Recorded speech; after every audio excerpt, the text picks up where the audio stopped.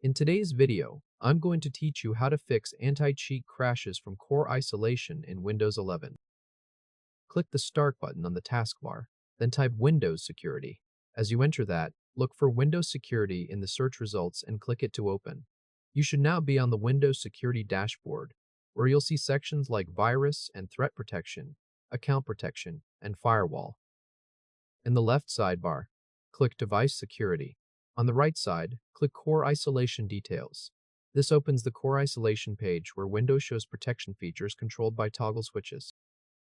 Find Memory Integrity and turn it off. Windows may display a warning saying your device may be vulnerable. That warning is expected here, so go ahead and continue. Scroll down and look for Chrome Mode Hardware Enforced Stack Protection. If you see it, turn that off as well. This setting only appears on supported systems with newer processors. If it isn't there, then memory integrity was the only setting you needed to change. Now restart your computer. If Windows gives you a restart button on this screen, click it. If not, open Start, click Power, and then click Restart. If the toggles are grayed out and you can't switch them off, use the Registry Editor method instead.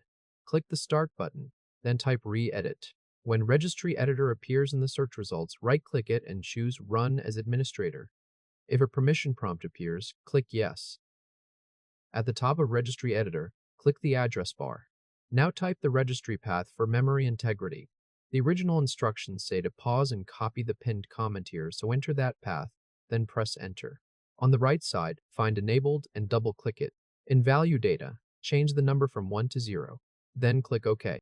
Close Registry Editor, open Start, click Power, and click Restart. After the restart, Core Isolation's memory integrity should be disabled. If your system had the other hardware stack protection toggle, that should be disabled too. Games that use anti-cheat software, like BattlEye, Easy Anti-Cheat, and Riot Vanguard should now launch and run without crashing or causing blue screens. If this helped, hit like and subscribe for more quick tutorials. To verify the change, reopen Windows Security, then go to Device Security, then Core Isolation Details. The toggles should now show off.